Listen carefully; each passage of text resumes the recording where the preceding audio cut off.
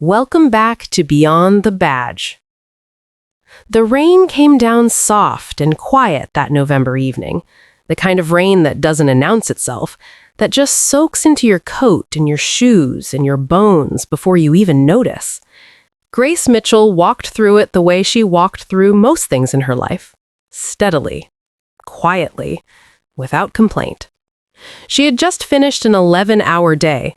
Motel rooms off I-64 in the morning, the roadside diner in the evening. Her feet ached in the way that only comes from standing on hard floors for hours without stopping. Her car had died 3 weeks ago, and she hadn't had the money to fix it. So she walked everywhere now. 1.5 miles to work, 1.5 miles back home. Through rain, through cold, through the kind of exhaustion that settles into a person's eyes and never quite leaves. She pressed her fingers into her jacket pocket and felt them. 8 crumpled $1 bills. That was all that remained of the week. $8. Not enough for the inhaler sitting behind the pharmacy counter with her son Caleb's name on it. Not enough for the overdue power bill with the red final notice printed across the envelope. But just enough, barely enough, for Caleb's breakfast in the morning. She had already made her decision. Eggs and crackers for him. Nothing for herself. She would figure the rest out later. She always did. Grace Mitchell was 29 years old, and she carried a weight that most people twice her age would have buckled under.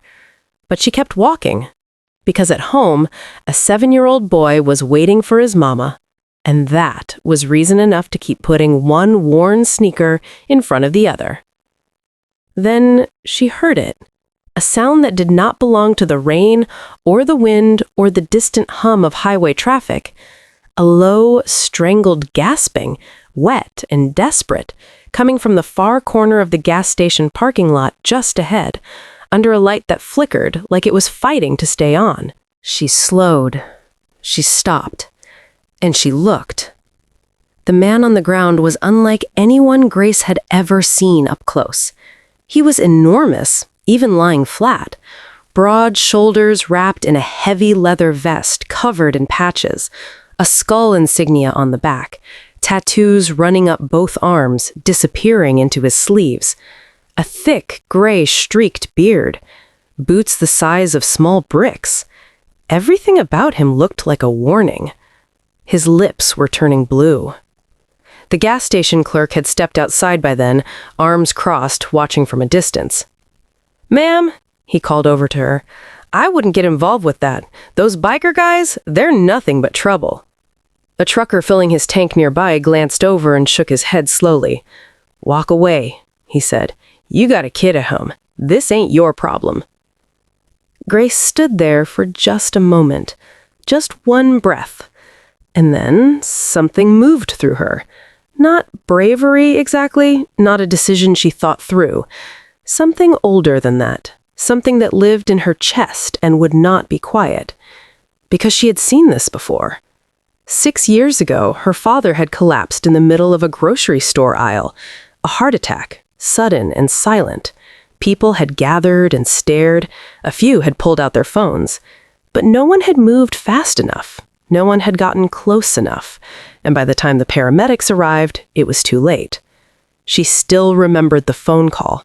She still remembered the sound her mother made on the other end of the line. Grace looked at the man on the ground, at his chest barely rising, at his lips losing color in the flickering light. And she did not see a biker. She did not see the patches or the tattoos or the skull on his back. She saw a human being who was running out of time. She dropped to her knees. Her phone signal was weak, but she got through to emergency services and gave them the address with shaking hands. Then she ran inside the gas station, her wet sneakers squeaking against the linoleum floor. "Aspirin," she said to the clerk, "and water, right now, please." She didn't wait for him to ask questions. She grabbed the small bottle from the shelf, placed it on the counter, and dug into her pocket. $6.50. She pushed her crumpled bills across without hesitation. She ran back out into the rain. "Sir." She knelt beside him, shook 2 aspirin into her palm, and held them close to his mouth. "Chew these. Please, stay with me. Help is coming." His heavy hand reached up and gripped hers. Rough fingers wrapped around her small hand like he was holding on to the only solid thing left in the world. "What's," he wheezed, his voice barely above a breath. "What's your name?" She looked him steady in the eyes. "Grace," she said. The sirens started wailing in the distance. The paramedics arrived within minutes. They worked fast and they worked hard, and later, one of them pulled Grace aside before she left and said words she would carry with her for the rest of her life. "If you hadn't given him that aspirin when you did," the paramedic said quietly, "he would not have made it." Grace walked home that night with $1.50 in her pocket. No groceries, soaking wet, and somehow, in spite of everything, at peace. The next morning, Caleb was already up when Grace came into the kitchen. He was sitting at the table in his pajamas, feet dangling, waiting with the patience that only small children and very old souls seem to possess. "What's for breakfast, Mama?" he asked, looking up at her with those wide, trusting eyes that made every hard day worth surviving. Grace opened the cabinet. She looked at what was left. One banana, a sleeve of crackers. She peeled the banana slowly, sliced it in half, arranged the crackers neatly on the plate beside it, and set it in front of him with a smile she meant with her whole heart. "Special breakfast today, baby," she said softly. Caleb looked at the plate, then looked up at her. "Aren't you eating, Mama?" "I'm not hungry yet," she said, turning back to the counter so he wouldn't see her face. She stood at the sink and looked out the window at the gray morning sky, and she breathed. Just breathed. That was sometimes all she could do. A knock came at the front door at 7 o'clock. It was her neighbor, Mrs. Patton, arms crossed, eyebrows raised. Word traveled fast in a neighborhood like theirs. "I heard what you did last night," she said, "helping one of those biker gang men." "He was dying," Grace said quietly. Mrs. Patton shook her head. "Grace, you can't save everyone, especially people like that. You've got a child to think about." Grace looked at her neighbor for a long moment. Then she said, gently but without apology, "I know, but I couldn't walk away." She closed the door softly, and she went back to her son. The next morning, the windows began to shake. It started as a distant rumble, low and steady, like thunder rolling from the mountains. Caleb looked up from his bowl. Grace set down her coffee and listened. The rumble grew, deeper, closer. The glasses on the kitchen shelf trembled. The pictures on the wall vibrated. And then they appeared. Motorcycles. Dozens of them at first, then more, then what seemed like hundreds, rolling slowly down Maple Street in a long, gleaming column of chrome and leather and rumbling engines. The sound filled the neighborhood like a wave, shaking porches and rattling mailboxes and sending birds scattering from the power lines overhead. Neighbors pressed their faces to windows. Someone called the police. Curtains slammed shut up and down the block. Voices rose in panic and confusion. Caleb slipped off his chair and pressed himself against his mother's leg, looking up at her with wide eyes. "Mama, are we in trouble?" Grace put her hand on his small shoulder and pulled him close. She didn't have an answer for him, not yet.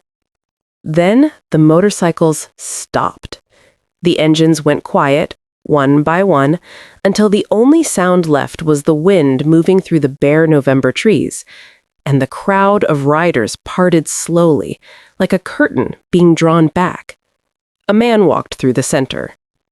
Big, broad-shouldered, leather vest, gray-streaked beard. He was walking on his own 2 feet, color in his face, eyes clear and steady. It was the man from the parking lot. Alive, standing in the middle of her street. His name, she would learn in the next few moments, was Jack Callahan, but everyone who knew him called him Hawk. And he was not there for anything she feared. Hawk stood in the middle of Maple Street and looked at Grace with an expression she had never seen on a man that size. It was not hard. It was not threatening. It was something closer to reverence. He reached into his vest and pulled out a photograph. He held it up with both hands so the gathered crowd could see.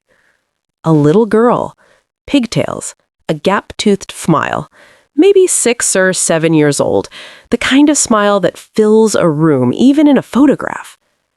"This is my daughter," Hawk said, and his voice, deep as it was, cracked on the word. Her name was Ellie. The street was absolutely silent. She died 4 years ago. Leukemia. She was 7 years old.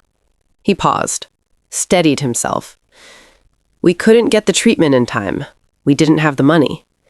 And I have lived every single day since then, knowing money should never be the reason a child doesn't make it."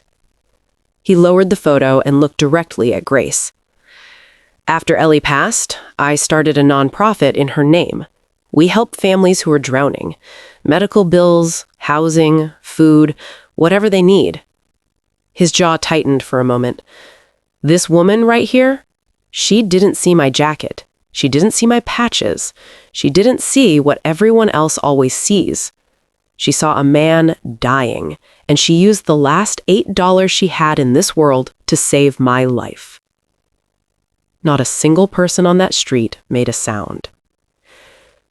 "I have a daughter because of her," he said quietly. "Well, I had one. But Ellie would have wanted me to be here. She would have wanted me to do this." He walked up to Grace and held out an envelope. She took it with both hands, opened it slowly, and the world seemed to tilt beneath her feet. Inside was a check for $25,000, a letter confirming full health insurance coverage for her and Caleb, a job offer as community outreach director for Ellie's nonprofit, and a single key on a plain metal ring for a car waiting around the corner, repaired and ready. Grace stared at the paper in her hands, and then something broke open inside her. For months, she had cried in the shower, running the water hot so the sound would cover her, so Caleb would never hear.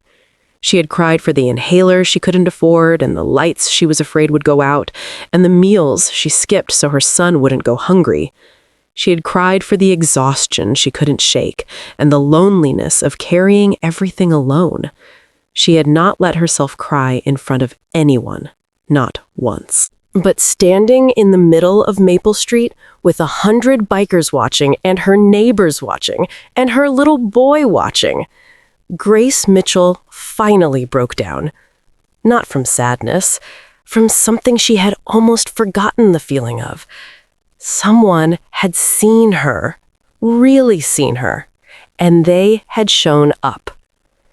Caleb wrapped his small arms around her waist and held on tight, and she held him back, and she wept openly in the street without shame. In the months that followed, a vacant lot on the corner of Maple Street was transformed. What had been an empty, overgrown space became Mitchell House, a community center that offered free medical care, job training, a food pantry, after-school tutoring, and emergency housing support. Named in Grace's honor, built by the community she had always quietly served. The same neighbors who had slammed their curtains the morning the bikers arrived were now working alongside them, stocking shelves, building playground equipment, cooking meals. The men in leather vests who had once frightened an entire neighborhood were now the first ones there on Saturday mornings, sleeves rolled up, ready to work. Grace poured herself into the job with everything she had. She helped veterans sleeping in their cars, single mothers behind on rent, elderly grandparents choosing between insulin and groceries, because she knew what that choice felt like. She had lived it, and she refused to let anyone in her community face it alone. A neighbor's video of the motorcycles lining Maple Street found its way onto the internet and spread faster than anyone anticipated.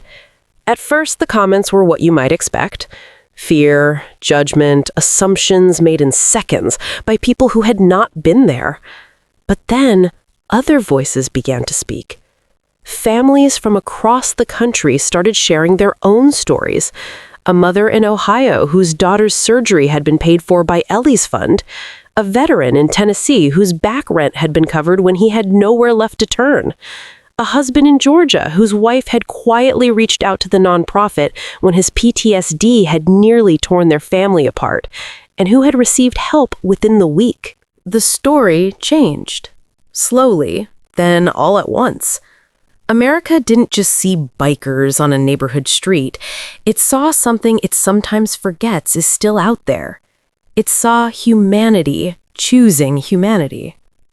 1 year after that rainy Tuesday night, Grace stood at a podium inside Mitchell House. The room was full. Neighbors, volunteers, families the organization had helped. And in the front row, dressed in a small button-up shirt, feet still not quite reaching the floor, sat Caleb. He was watching his mother with the kind of pride that doesn't need words. Grace looked out at the room, and she took a breath. "A year ago," she said, "I had $8 and a choice. I could protect the little I had, or I could help someone who needed it more in that moment than I did." She paused. "I chose kindness." She looked down at Caleb. He smiled at her, that gap-toothed, whole-hearted smile. "And somehow," she said softly, "kindness chose me back." The room rose to its feet. This story is not really about motorcycles. It is not about money or charity or a viral video. It is about a mother who skipped meals so her child could eat. It is about a grieving father who turned the worst loss of his life into a reason to keep going. It is about a neighborhood that learned how wrong fear can be when it is allowed to make decisions for us. And it is about a country that sometimes forgets what real strength looks like. Grace Mitchell did not have power or influence or connections. She had worn sneakers and a tired heart and $8 on a rainy night. And she chose to spend it on a stranger. That choice set off a chain of events that no one could have predicted, because that is what real kindness does. It does not ask for permission. It does not wait for the right moment. It moves, quietly and without hesitation, toward the person who needs it most. And sometimes, in ways we could never plan or imagine, it finds its way back to us. Before you go tonight, take just a moment and ask yourself one quiet question. If you had $8 left and a stranger needed help, what would you do? Because sometimes the smallest sacrifice becomes the biggest miracle. And sometimes the person you stop to help is the very hand that lifts you when you have nothing left. If this story moved your heart tonight, if it reminded you of someone you love or a moment in your own life when kindness made all the difference, please share it with someone who needs to hear it. Every share carries this story to someone it was meant to find. And if you are not yet part of this family here at Beyond the Badge, hit that subscribe button now, because every week we bring you stories exactly like this one, stories of real people, real courage, real love. Stories that remind you, no matter how hard the road gets, that goodness is still out there. It is walking through the rain. It is dropping to its knees in a parking lot. It is slicing the last banana in half and calling it a special breakfast. Goodness is still here. And so are we. We will see you in the next story.